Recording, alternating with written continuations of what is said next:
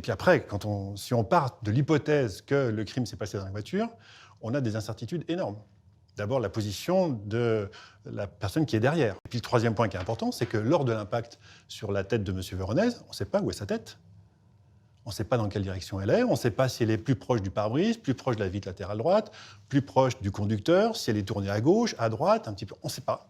C'est ce que vous écrivez, vous dites tout geste criminel est dynamique et on ne sait jamais dans quelle position ils étaient au moment où la balle les frappe. Donc, dès lors, si on n'a pas la position de la tête de la personne dans la voiture, comment voulez-vous dire que ce soit le conducteur ou le passager arrière qui a tenu l'arme?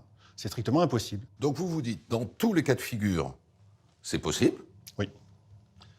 Et Michael Boeuf et Nathalie Perrier, de leur main gauche et de leur main droite, ont pu tuer Absolument. Lionel Véronèse, mais vous êtes incapable de dire qui a tiré. Ben, on n'a pas le droit d'avoir une hypothèse, en l'occurrence, que l'on puisse affirmer. Mais nous, on aimerait qu'un expert, ça puisse répondre à une question. Les Marseillais ont répondu. Vous vous dites, je peux pas. Qu'est-ce qui fait la différence entre vous? Pour valider une hypothèse, il faut que vous ayez que des arguments pour et aucun argument contre. Or là, dans les 4 positions possibles, on a toujours des arguments contre.